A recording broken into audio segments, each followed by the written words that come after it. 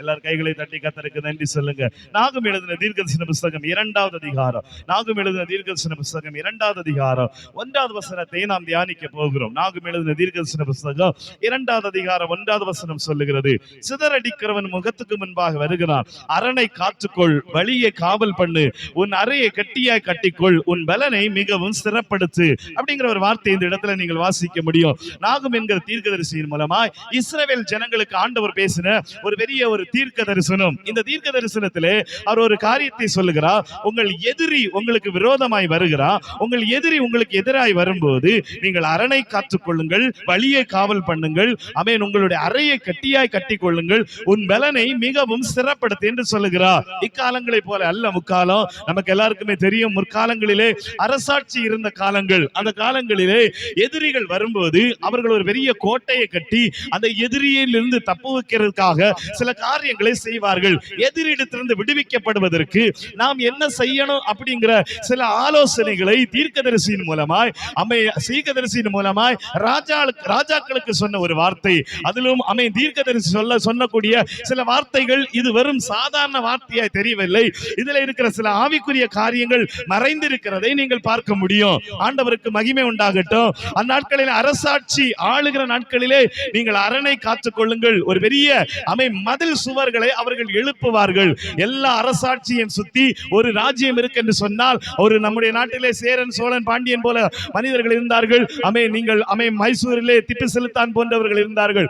இவர்களுடைய கோட்டையை சுற்றி, இவர்களுடைய ராஜ்யத்தை சுற்றி அதை சில கோட்டைகளை கட்டி இருப்பார்கள். அந்த கோட்டைக்குள்ளாடி கோட்டையின் மேலே ஜாமக்காரர்கள் வைப்பார்கள். அந்த கோட்டையை தாண்டி யாரும் உள்ள வர்றதுக்கு அவங்க அனுமதிக்கிறது இல்லை. ஏன்னா அந்த கோட்டை தான் அவர்களுக்கு பாதுகாப்பா இருக்கிறது. அப்படிப்பட்ட ஒரு பெரிய சம்பவத்தை இந்த இடத்திலே ஆண்டவர் சொல்லுகிறார். இதுல இருக்கிற சில ரகசியங்களை நாம் இன்றைக்கு அறிந்து கொள்ள விரும்புகிறோம். தீர்க்க தரிசனம் என்கிறது ஒரே ஒரு காலத்துக்கு மாத்திரம் சொல்லப்பட்டவைகள் அல்ல. தீர்க்க தரிசனம் என்பது பல வருடங்களாய் சொல்லப்பட்டவைகள். பல மனிதர்களுக்கு இந்த தீர்க்க தரிசன வார்த்தைகள் வெளிப்படும். ஒரே ஒரு ராஜாவுக்கு சொன்ன வார்த்தை பலருக்கு சொன்னதாய் வேதத்தில் எழுதப்பட்டிருக்கிறது. ஒரு வாக்குத்தத்தம் பலருக்கு சொல்லப்பட்டதாய் நம்முடைய வேத புத்தகத்தில் எழுதப்பட்டிருக்கிறது. அப்படி சொல்லப்பட்டிருக்கிற ஒரு வார்த்தை தீர்க்க தரிசனம் தான் இங்கு எழுதப்பட்டிருக்கிறது. சிதறடிக்கிறவன் உன் முகத்துக்கு முன்பாய் வருகிறார், அரணை காத்துக்கொள், வழியை காவல் பண்ணு, உன் அறையை கட்டியாய் கட்டிக்கொள், உன் பலனை மிகவும் ஸ்திரப்படுத்து என்று எழுதப்பட்டிருக்கிறது. இந்த தீர்க்க தரிசனம் சபைகளுக்கும் சொல்லப்படுகிறது. சபைகளுக்கு விரோதமாய் சாத்தான் எழும்பி வரும்போது என்ன செய்யணும் அப்படிங்கிற ஒரு காரியத்தை வேதம் நமக்கு கற்றுக் கொடுக்கிறது. கடந்த நாட்களை நான் உங்களுக்கு சொன்னேன், இந்த உலகத்திலே நமக்கு பிரச்சனை இல்லை என்பதை நீங்கள் மறந்து விடுங்கள். இந்த உலகத்திலே போராட்டம் இல்லை என்பதை மறந்து விடுங்கள். இந்த உலகத்திலே எனக்கு எந்த உபத்திரமும் இல்லை அப்படி யாரா நினைச்சீங்கன்னா தயவு செய்து இன்றையோடு மறந்து விடுங்கள். இந்த உலகத்தில் நமக்கு பிரச்சனை உண்டு, இந்த உலகத்தில் நமக்கு போராட்டம் உண்டு, இந்த உலகத்தில் நமக்கு வேதனைகள் கஷ்டங்கள் எல்லாம் உண்டு. ஆனா எல்லாவற்றிற்கு மேலாய் இந்த உலகத்திலே நமக்கு ஜெயம் உண்டு. நம்புறவங்க மாத்திரம் கைகளை வேத்தி சொல்லுங்க பார்க்கலாம். அல்லேலூயா.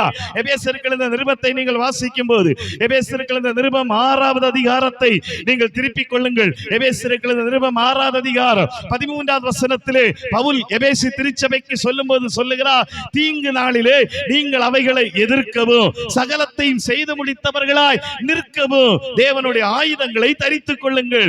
தீங்கு நாள் என்கிற ஒரு நாள் இருக்கிறது.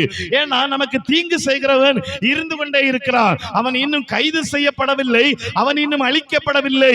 வெளிப்படுத்தின விசேஷம் 12வது அதிகாரம், வெளிப்படுத்தின விசேஷம் 12வது அதிகாரம் 12வது வசனத்தை நீங்கள் திருப்பிக் கொள்ளுங்கள். வெளிப்படுத்தின விசேஷம் 12:12 நீங்கள் வாசிக்கும் போது அதில் எழுதப்பட்டிருக்கிறது. 4வது லைனில் இருந்து வாசிக்கிறேன். பிசாசானவன் தனக்கு கொஞ்ச காலம் மாத்திரம் உண்டென்று அறிந்து மிகுந்த கோபம் கொண்டு உங்களிடத்தில் இறங்கினபடியா உங்களுக்கு ஆபத்து வரும் என்று சொல்ல கேட்டு, பிசாசுக்கு கொஞ்ச காலம் இருக்கிறதுனா, அவனுக்கு நிறைய நாட்கள் இல்லாததுனால் எப்படியாவது கொஞ்சம் பேரை அழித்திரணும், எல்லாரையும் கொஞ்சம் பேரை தனக்காய் சேர்த்துக் கொள்ள வேண்டும் என்று அவன் பயங்கரமாய் போராடுகிறான். வெளிப்படுத்தின விசேஷம் 12:17 வாசிக்கும் போது அங்கே எழுதப்பட்டிருக்கிறது. வெளிப்படுத்தின விசேஷம் 12:17 சொல்லுகிறது, அந்த அப்பொழுது வலு சர்ப்பமானது ஸ்ரீயின் மேல் கோபம் கொண்டு தேவனுடைய கற்பனைகளை கை கொள்ளுகிறவர்களும் இயேசு கிறிஸ்துவை குறித்த சாட்சியை உடையவர்களுமாகிய அவளுடைய சன்னதியான மற்றவர்களுடனே யுத்தம் பண்ண போயிற்று. அல்லேலூயா. கைகளை வைத்து சொல்லுங்க பாருங்கள். அல்லேலூயா. சாத்தான் யார் கூட யுத்தம் பண்ணுவா? சாத்தான் யாரை எதிர்ப்பா? சாத்தானுக்கு எதிரி யார் அப்படின்னு சொன்னா வேதம் நமக்கு தெளிவாய் சொல்லுது.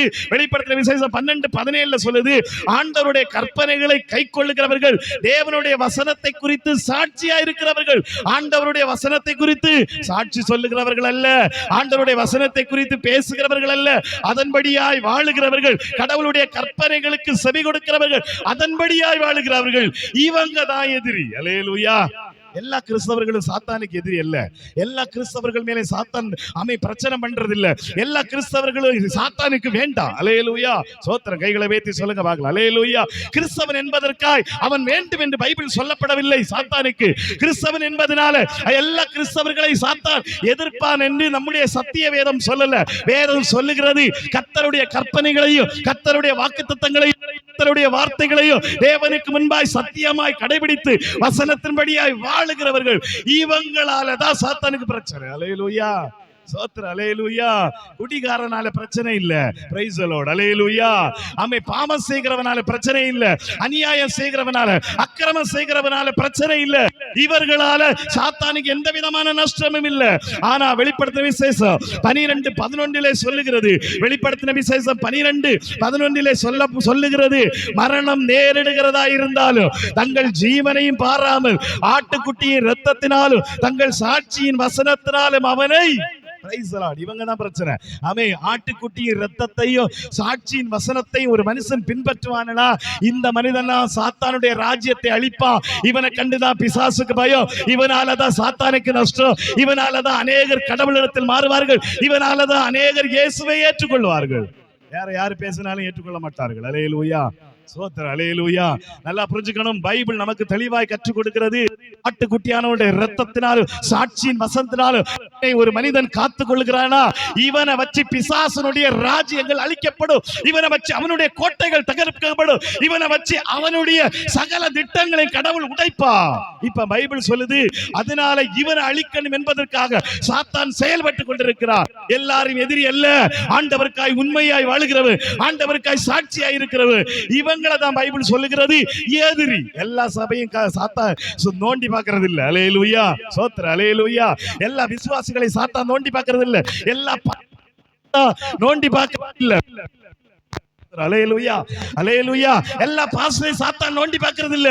சத்தியத்தின்படி வாழுகிறவர்கள், அவன் ஜெபம் பண்ணினா, அவன் ஆராதிச்சா, அவன் ஆண்டவருடைய வார்த்தையை சொன்னா அசைவு உண்டாகுனா, அவன் தான் அவன் குறிக்கும். அல்லேலூயா.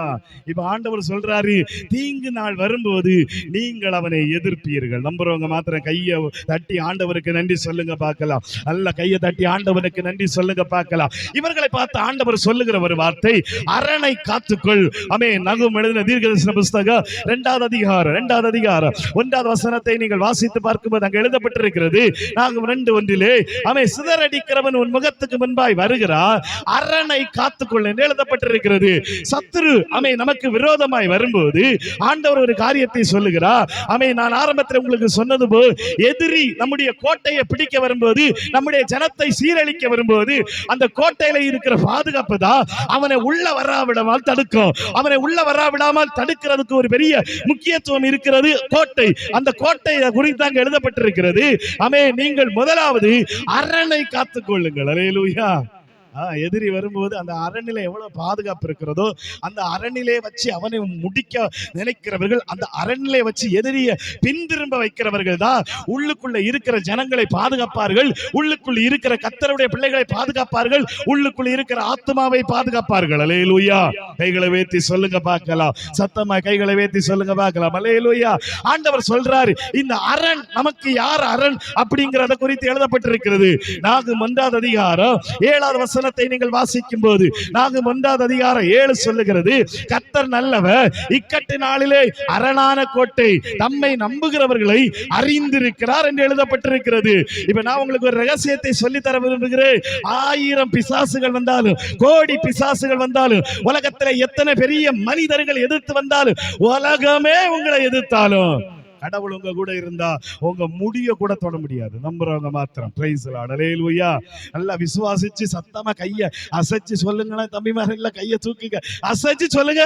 அவன் இந்த உலகத்துல 1000 பேர் எனக்கு எதிராக வந்தாலும், 1000 மந்திரவாதிகள் சேர்ந்து மந்திரவாதம் பண்ணினாலும், 1000 இக்கட்டுகளை எனக்கு கொண்டு வச்சாலும், ஆனா ஆண்டவர் என் கூட இருந்தா ஒண்ணு கூட என்ன தொட முடியாது. அல்லேலூயா. நல்லா புரிஞ்சுக்கணும். அல்லேலூயா. அதனால நீங்க எதுக்கும் பயப்பட வேண்டிய அவசியம் இல்லை. நீங்க பார்க்க வேண்டிய ஒரே ஒரு ஆளு, இயேசு உங்க உங்க கூட இருக்கிறாரா? ஆண்டவர் உங்க கூட இருக்கிறாரா? சத்தியம் உங்க கூட இருக்கிறதா? வசனம் உங்க கூட இருக்கிறதா? ஆண்டவருடைய ராஜ்யம் அனல் உங்க கூட இருக்குனா ஆமே, உங்களை யாரும் தோற்கடிக்க முடியாது. இந்த உலகத்துல நீங்க ஒரு நாள் வீழ்ந்து போக மாட்டீர்கள், என்னைக்கும் நீங்கள் நிலைத்திருப்பீர்கள். அதனாலதான் பைபிள் சொல்லுகிறது, கடவுள் நம்ம கூட இருக்கணும். நம்புறவங்க மாத்திரம் கைகளை உயர்த்தி சொல்லுங்க பார்க்கலாம். அல்லேலூயா. ஆனா சாத்தானுடைய பெரிய தந்திரம் என்ன தெரியுமா? அவனுக்கு எல்லாமே தெரிஞ்சதுனா கடந்த சில மாதங்களா நான் உங்களுக்கு சொல்லிட்டு இருக்கிறேன், அவன் சில தந்திரங்களை பயன்படுத்தி கடவுளையும் நம்மையும் பிரிக்கக்கூடிய சில போராட்டங்களை, கடவுளை நம்மையும் பிரிக்கக்கூடிய சில இக்கட்டுகளை, கடவுளை நம்மை பிரிக்கக்கூடிய சில இச்சைகளை கொண்டு வந்து நம்ம பிரிக்க பாப்பா. நியாயாதிபதிகள் புஸ்தகத்தை திருப்பிக் கொள்ளுங்கள். நியாயாதிபதிகள் புஸ்தகத்தை திருப்பிக் கொள்ளுங்கள். அதில் எழுதப்பட்டிருக்கிறது, நியாயாதிபதிகள் புஸ்தகத்தை 16வது அதிகாரம் 20வது வசனத்தை நீங்கள் வாசிக்கும் போது, நியாயாதிபதிகள் 16வது அதிகாரம் 20வது வசனத்தில் எழுதப்பட்டிருக்கிறது, அப்பொழுது அவள், சிம்சோனே, பெலிஸ்தர் உன் நேரில் வந்து விட்டார்கள் என்றார்.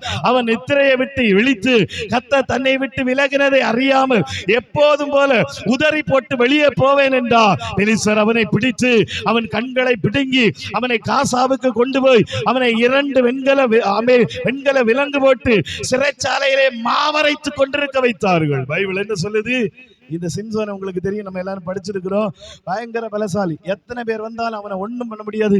அவ்வளவு பேரை கொன்று குவிப்பான். ஒரு கழுதை தாடை எலும்ப வச்சு 10,000 20,000 பேரை கொன்று போட்டான்.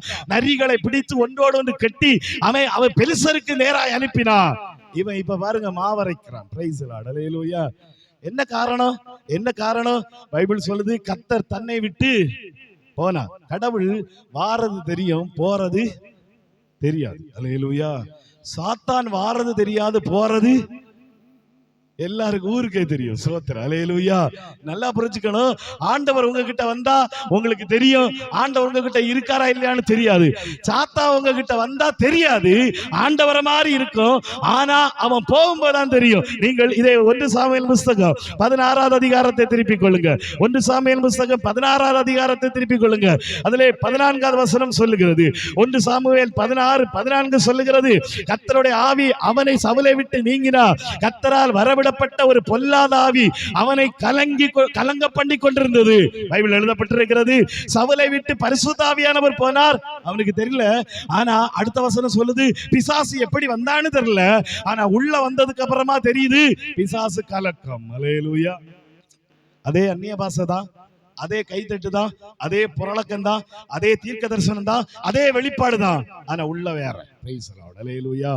நல்லா கவனிக்கணும், நல்லா கவனமா இருக்கணும். அதிலும் பரிசுத்த அபிஷேகம் பெற்றவர்கள் ரொம்ப கவனமா இருக்கணும். பாவத்துல போய் விழுந்துராதீங்க, அது ரொம்ப டேஞ்சர். ஆண்டவர் விட்டு போயிடாதீங்க, ரொம்ப டேஞ்சர். அநேக தீர்க்கதரிசிகளும் அநேக வெளிப்பாடு பெற்றவர்களும் தவறான வெளிப்பாடுகளையும் தீர்க்க தரிசனத்தையும் இன்னைக்கு வரைக்கும் சொல்லிக் கொண்டிருக்க காரணம் என்ன தெரியுமா? ஆண்டவருடைய அழைப்பை மறந்ததினால், ஆண்டவருடைய அபிஷேகத்தை இழந்ததினால் எவனோ ஒருத்தன் பயன்படுத்தி கொண்டிருக்கிறான். ஆண்டவர் சொல்லுகிறார், கடவுள் இல்லாம நீங்க உலகத்திலே ஜெயிக்க முடியாது. என்னாகம புஸ்தகம் 14வது அதிகாரம், என்னாகம புஸ்தகம் 14வது அதிகாரத்தை திருப்பிக் கொள்ளுங்கள். என்னாகம புஸ்தகம் 14வது அதிகாரத்தை திருப்பிக் கொள்ளுங்கள். அங்கே ஒரு காரியம் எழுதப்பட்டிருக்கிறது.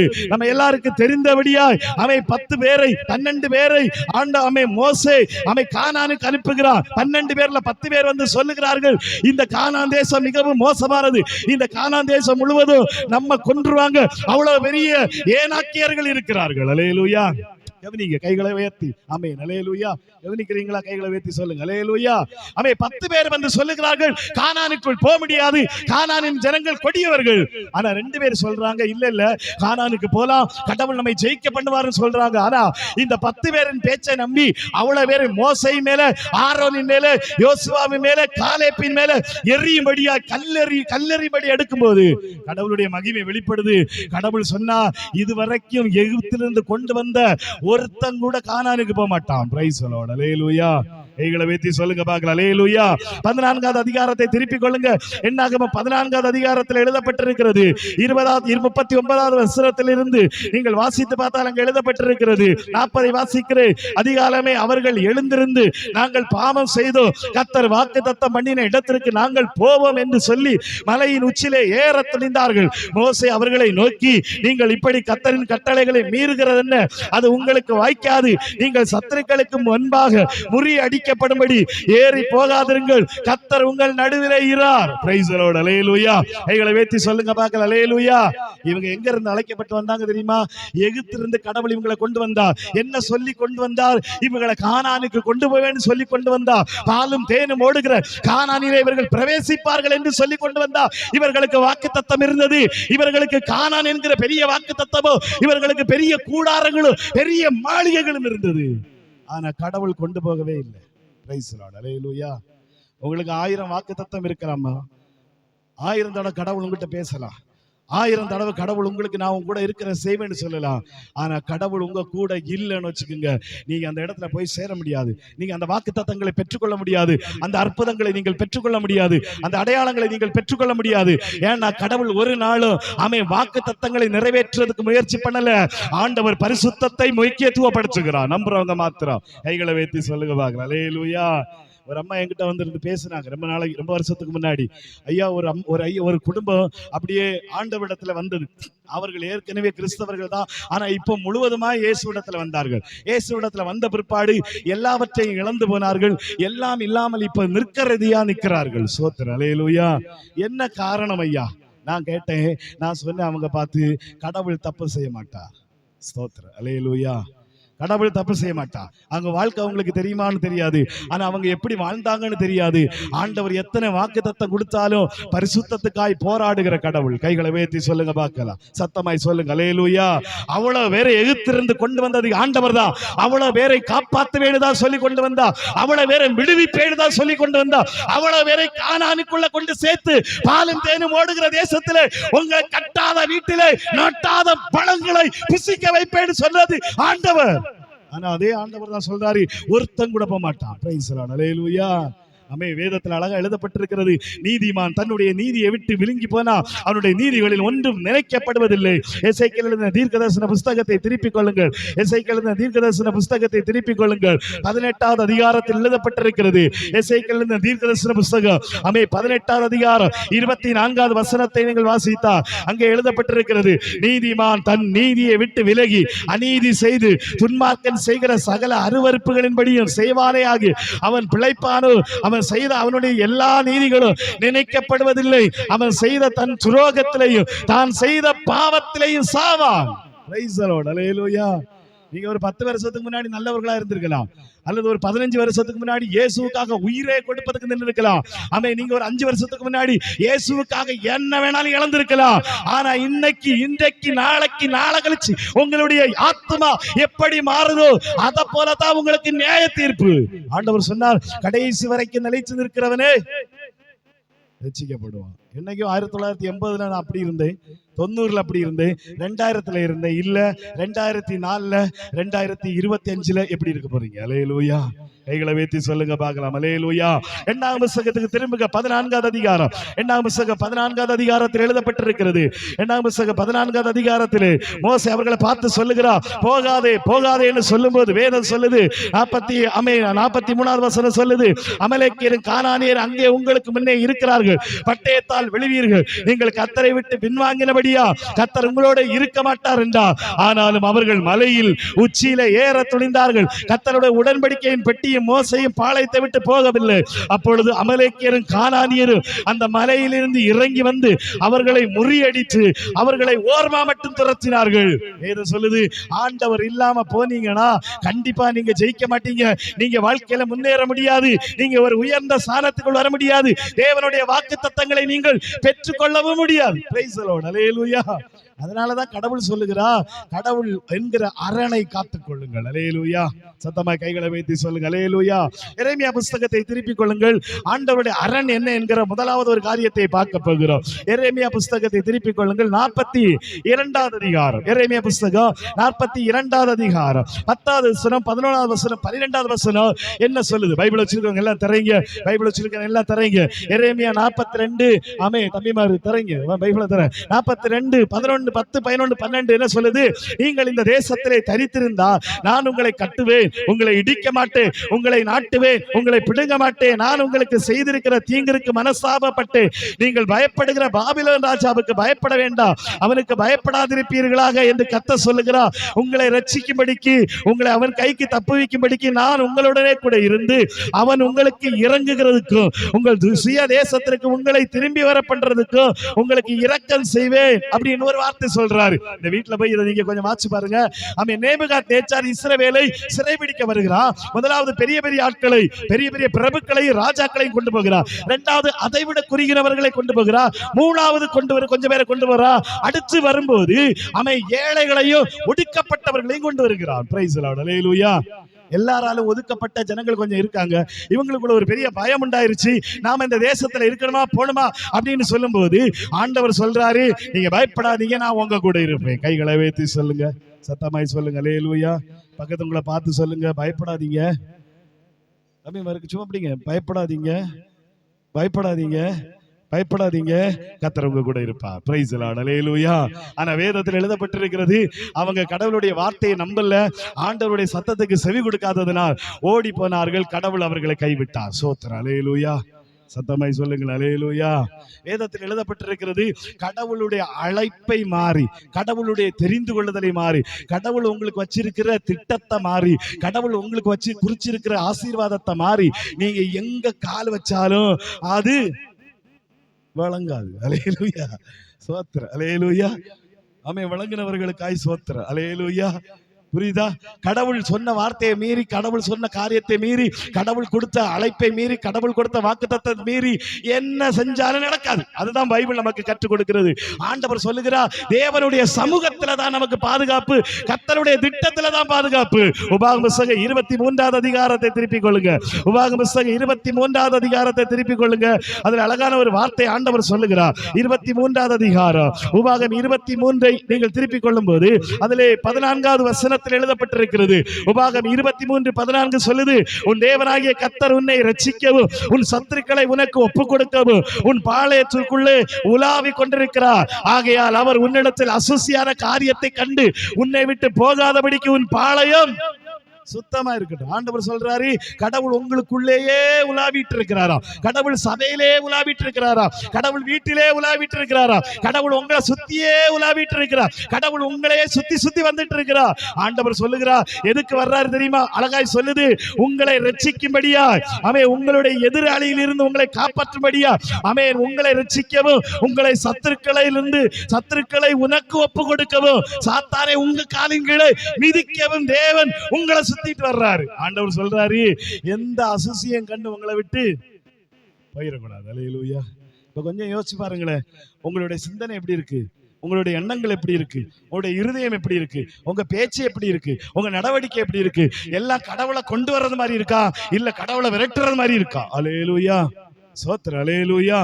ஆமே, உங்க வீட்டுல போடுற பாட்டெல்லாம் கடவுளை கொண்டு வர்றது மாதிரி இருக்கா, இல்ல கடவுளை அங்க குளத்தை தாண்டி விரட்டுற மாதிரி இருக்கா? ஹல்லேலூயா, சோத்திரம். உங்க வீட்டுல நீங்க பண்ற செயல்கள் எல்லாம் இயேசு உங்க வீட்டுல இருக்கிறது மாதிரி இருக்கா, நீங்க பண்ற செயல் எல்லாம் இயேசு உங்களை விட்டு போறது மாதிரி இருக்கா? Praise the lord. ஆமென். இயேசு உங்களுக்குள்ள இருக்கிறது மாதிரி தெரியுதா, இல்ல இயேசுவை துரத்தி பல வருஷமாச்சா? ஆண்டவருடைய வசனம் சொல்லுகிறது, துரத்தப்பட்டவர்கள், ஆமென், ஆண்டவரை துரத்தினவர்கள், ஆண்டவருடைய வார்த்தைகளுக்கு செவி கொடுக்காதவங்க எப்ப மாட்டுவாங்க தெரியுமா? சத்துரு வரும்போது தெரியும், பிசாசு வரும்போது தெரியும், போராட்டம் வரும்போது தெரியும். அன்னைக்கு விடுவிக்கிறவன் இல்லாமல் போவார்கள், யாரும் செவி கொடுக்கிறவன் இல்லாமல் போவார்கள். ஐயோ, கரம் நீட்டி காப்பாற்றுகிறவர்கள் இல்லை. காரணம் என்ன தெரியுமா? கடவுளை விட்டு விட்டார். ஆண்டவர் சொல்றார், நானும் உங்களை விடுவேன். ஹல்லேலூயா, சோத்திரம், ஹல்லேலூயா. தேவன் உங்களை எங்க அழைச்சாரோ அதுல இருங்க. தேவன் உங்களுக்கு எதை தந்தாரோ அதுல இருங்க. தேவன் உங்களுக்கு எதுக்கு கூட்டாரோ அதுல இருங்க. அதுல நீங்க இருக்க கடவுள் உங்களை உயர்த்துவார். நம்புறவங்க மாத்திரம். ஆமென். பிரைஸ் தி லார்ட், ஹல்லேலூயா. எனக்கு ஒரு பாஸ்டரை தெரியும், கேள்விப்பட்டேன். ரொம்ப வருஷத்துக்கு முன்னாடி பீகார்ல ஊழியம் செஞ்சுட்டு இருந்தா. அப்ப திடீர்னு அவருக்கு ஒரு எண்ணம் வந்துருச்சா, தமிழ்நாட்டுக்கு போகணும்ட்டு. அங்க இருந்த பாஸ்டர்கிட்ட சொன்னாரா, நான் ஊழியத்துக்கு தமிழ்நாட்டுக்கு போறேன். அப்ப பாஸ்டர் சொன்னாரா, நீ நல்லா தெரிஞ்சுதான் போறியா, ஜெபம் பண்ணிட்டு தான் போறியா? அப்ப அவர் சொன்னாரா, நான் ஜெபம் பண்ணிட்டு தான் போறேன்னாரு. கடைசியில் அங்க இருந்து பீகார்ல இங்க வந்தார், ஊழியத்தை தொடங்க ஆரம்பிச்சா. முதல்ல கூட இருந்த மனைவி ஓடிட்டா. ஹல்லேலூயா, சோத்திரம். 2-3 மாசத்துல இருந்த பிள்ளைகள் எல்லாம் ஓடிடுச்சு, கூட இருந்த விசுவாசி எல்லாம் ஓடிச்சு. நிற்கிறதையாய் ஒரு இடத்துல நிற்கும் போது ஒரு பாஸ்டர்கிட்ட போய் கேட்கிறாரா, ஐயோ கடவுள் சொன்னாருன்னு வந்தேன், ஏமாந்துட்டேன். அல்லேலூயா, சோத்திரம். அல்லேலூயா, அல்லேலூயா. கடவுள் உங்களை என்ன அழைச்சிருக்கிறாரோ அதுல நில்லுங்க. கடவுள் உங்களுக்கு எதை தருவேன்னு சொன்னார், அதுல நில்லுங்க. நீங்க எங்கேயும் தேடி ஆண்டவரை ஓட வேண்டியதில்லை. ஆண்டவரே சொல்றாரு, நான் உன்னை தேடி வருவேன். யாரெல்லாம் நம்புறீங்க? அல்லேலூயா. சத்தமாய் கைகளை வைத்து சொல்லுங்க பார்க்கலாம். அல்லேலூயா. எல்லாரும் அப்படி எழுந்து நிற்கலாமா? எல்லாரும் அப்படி எழுந்து நிற்கலாம். ஆண்டவருடைய சத்திய வார்த்தை நமக்கு கற்றுக் கொடுக்கிறது. எல்லாரும் அப்படி எழுந்து நிற்க போறோம். எல்லாரும் அப்படி எழுந்து நிற்க போகிறோம். வேதம் நமக்கு கற்றுக் கொடுக்கிறது, அரணை காத்துக்கொள். உங்ககிட்ட 1000 பிரச்சனை உங்களுக்கு விரோதமா வரலாம். அம்மா, ஐயா, சகோதரா, சகோதரி, எத்தனை பிரச்சனை உங்களுக்கு விரோதமா வரலாம். ஆனா ஒன்னே ஒண்ணு நீங்க புரிஞ்சுக்குங்க, இயேசு உங்க கூட இருந்தா நீங்க எல்லாவற்றையும் மேற்கொள்வீர்கள். இயேசு உங்க கூட இருந்தா இந்த உலகத்துல உங்களுக்கு முன்பாக பிரச்சனையே நிற்காது. எல்லாரும் அப்படியே கண்ணை மூடுங்க. பிள்ளைங்க, வாலிபர்கள் எல்லாம் கண்ணை மூடுங்க. எல்லாரும் ஜெபம் பண்ணுங்க. இயேசு மட்டும் உங்க கூட இருந்தா போதும். இந்த உலகத்துல யாரு உங்களை விட்டு போனா கூட கவலைப்படாதீங்க. எது உங்களை விட்டு போனா கூட கவலைப்படாதீங்க. ஆனா எல்லாத்தையும் கொடுக்கிற இயேசு உங்க கூட இருந்தா போதும். எல்லாவற்றையும் நடப்பிக்கிற இயேசு உங்க கூட இருந்தா போதும். நீங்க இந்த உலகத்துல யாரையுமே விட்டுறலாம், ஆனா இயேசுவை மட்டும் விட்டுறாதீங்க. இயேசுவை மட்டும் விட்டு, இயேசு உங்க கூட இல்லடா, இயேசு உங்க கூட இல்லடா, இயேசு உங்க கூட வரலடா, இயேசு உங்க கூட இல்லடா, நீங்க இந்த உலகத்துல மேன்மை அடைய முடியாது. நீங்க உலகத்துல வாழ்ந்திருக்க முடியாது. வேதம் நமக்கு கற்றுக் கொடுக்கிறது, ஆண்டவர் உங்களுக்குள்ளே உலாவி கொண்டிருக்கிறார். உங்க பாளையம் எப்பவும் சுத்தமா இருக்கட்டும் என்று ஜெபம் பண்ணுங்க. உங்க பாளையத்தில் இருக்கக்கூடிய அசுசிகள், உங்க பாளையத்தில் இருக்கிற பாவங்கள், உங்கள் இருதயத்தில் இருக்கிற பாவங்கள், உங்க சிந்தனையில் இருக்கிற பாவங்கள் இயேசு உங்களுக்காக செய்வேன் என்று சொன்ன வாக்குத்தத்தத்தை மாற்ற பண்ணும். இயேசு உங்களுக்காக தருவேன் என்று சொன்ன நன்மைகளை இழக்க வைக்கும். உங்களுக்கு 1000 வாக்குத்தத்தம் இருக்கலாம். ஐயா, அம்மா, தம்பி, தங்கச்சி, எத்தனை தடவை கடவுள் உங்ககிட்ட கனவுலையும் தரிசனத்துல வந்து பேசி இருக்கலாம். எத்தனை முறை ஊழியர்கள் மூலம் ஆண்டவர் உங்களுக்கு வாக்குத்தத்தம் கொடுத்திருக்கலாம். ஆனா நீங்க தேவனுடைய வசனத்தை நம்பி பாவத்துக்கு நேராய் திரும்புவீர்கள் என்றால் வேதம் சொல்லுகிறது, நீதிமான் தன்னுடைய நீதியை விட்டு பின்விலகி அநியாயம் செய்தார் ஒன்று கூட நினைக்கப்படுவதில்லை. நீங்க கடவுளுக்காக ஜீவனை கொடுக்க முயற்சி பண்ணி இருக்கலாம், உங்களிடத்திலிருந்து எல்லாத்தையும் கொடுத்திருக்கலாம், உங்க வாழ்க்கையில நீங்க எதை வேணாலும் பண்ணி இருக்கலாம். ஆனா உங்க பரிசுத்தத்தை இழந்து போவீர்கள் என்றா, உங்க தேவனுடைய திட்டத்தை இழந்து போவீர்கள் என்றா, தேவன் கொடுக்கக்கூடிய நன்மைகளை இழந்து போவீர்கள் என்றா எதுவுமே உங்களுக்கு பிரயோஜனப்படாது. வேதம் சொல்லுது, ஒன்றும் நினைக்கப்படுவதில்லை. சவுலுக்கு ஆண்டவர் பெரிய தீர்க்க தரிசனம் கொடுத்திருந்தா, பெலிஸ்தருடைய கையில் இருந்து உன்னை விடுவிப்பே, அவன் ஜனங்களை நீ விடுவிப்பார், உன்னை வச்சு செய்வேன்னு வாக்கு கொடுத்திருந்தா. ஆனா அவன் பாவம் செஞ்ச போது கத்தரவனை தூக்கி வெளியே தள்ளிட்டு அவன் சாவீதை உள்ள கொண்டு வந்து அவன் தான் எனக்கு இருதயத்துக்கு ஏற்றவேன்னு சொன்னா. ஹல்லேலூயா. என்னை விட்டா இயேசுக்கு ஆள் இல்லைன்னு நினைக்காதீங்க. என்னை விட்டா கடவுள் யாரையும் பயன்படுத்த மாட்டாருன்னு நினைக்காதீங்க. என்னை விட்டா கடவுளுக்கு ஆளே கிடையாது நினைக்காதீங்க. உங்களை விட்டு 1000 பேர் ஆண்டவர் பார்த்துட்டு இருக்கிறார். சவுலை தூக்கி போட்டுட்டு தாவீதை உள்ள கொண்டு வரக்கு தெரியும் ஆண்டவருக்கு. ஆனா ஏன் உங்களை தள்ளல தெரியுமா? ஏன் உங்க கிருபையை விலக்கல தெரியுமா? ஏன் ஆண்டவர் உங்களோடு பேசிட்டு இருக்கா தெரியுமா? மறுபடியும் கடவுள் உங்களை கொண்டு வர விரும்புகிறார். மறுபடியும் கடவுள் உங்களை கொண்டு வர விரும்புகிறார். ஆமென். பெலிஸ்தர் மத்தியிலே கூத்தாட்டமாய் ஆடிக்கொண்டிருந்த சிம்சோன் ஒரு முறை சொல்லுகிற, ஆண்டவரே என்னை நினைச்சருளும், என்னை நினைச்சருளும். தேவ வல்லமை அவன் மேல் இறங்கி வந்தது. அதுக்காக தான் கடவுள் நமக்கு டைம் கொடுத்துக்கிட்டே இருக்கிறாரு. கடவுள் நம்மை டைம் கொடுத்துக்கிட்டே இருக்கிறாரு. இன்னைக்கு சொல்லுங்க, ஆண்டவரே நான் உம்மை விட்டு விலகி போக மாட்டேன் ஆண்டவரே, அரணை காத்துக்கொள்வேன். எல்லாரும் நாவுகளை திறந்து சொல்ல போறேன், ஆண்டவரே அரண் என்கிறது என் ஆண்டவர். என் ஆண்டவர் என்கிட்ட இருந்து போறதுக்கு நானே வழி வைக்க மாட்டேன். சாத்தான் என்ன தந்திரம் பண்றான் தெரியுமா? உங்களை அவனால எதிர்க்க முடியல, உங்களை அவனால தாண்ட முடியல.